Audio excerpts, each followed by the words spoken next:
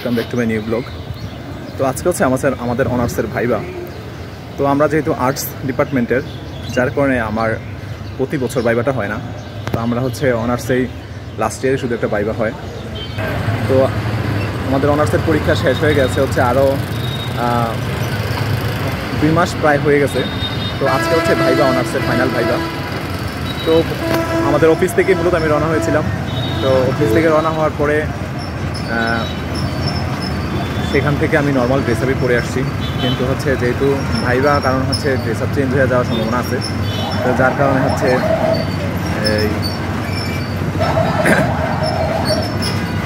এখানে এসে রেডি হলাম। তো আমি এখন আসছি হচ্ছে হাজীগঞ্জ।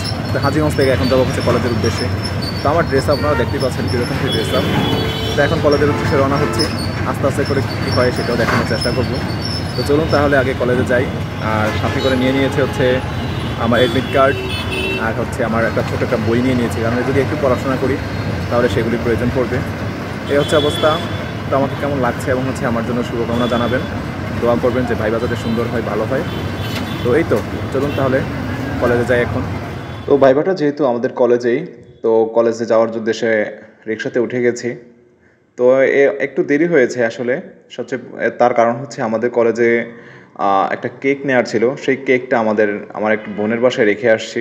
তো সেখানে মূলত একটু দেরি হয়ে গেছে। আমার ফ্রেন্ডরা মোটামুটি আরও অনেক আগেই চলে গেছে, আমারই একটু লেট হলো। তো যাই হোক, গিয়ে মোটামুটি এসেই দেখলাম যে আমাদের যেই সাজানোর যে বিষয়টা ছিল, সেই সাজানো গোছানো চলছে। যে লোকটা, সেটা উনি চলে আসছে।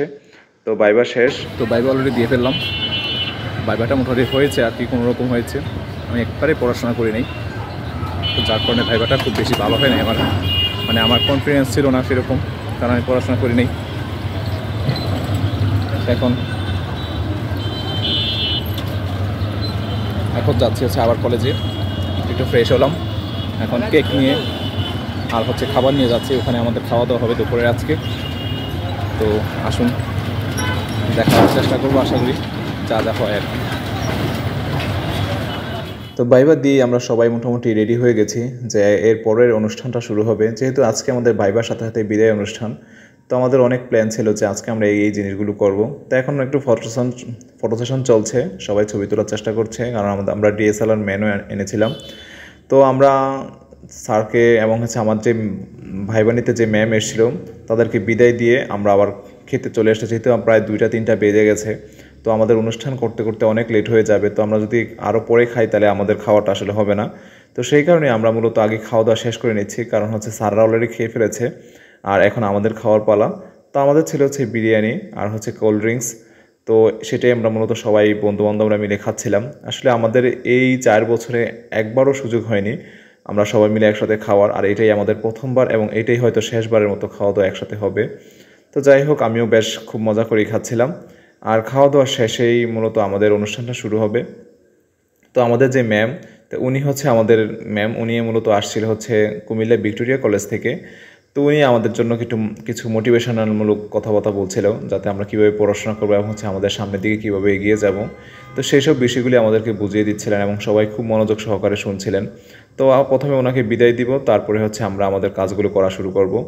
তো আমাদের ক্লাস মোটামুটি সাজানো হয়ে গেছে এবং সেখানেই মোটামুটি একটা আলোচনা সভা বসেছে, আমাদের শেষ আলোচনা সভা যেটা বলা যায়।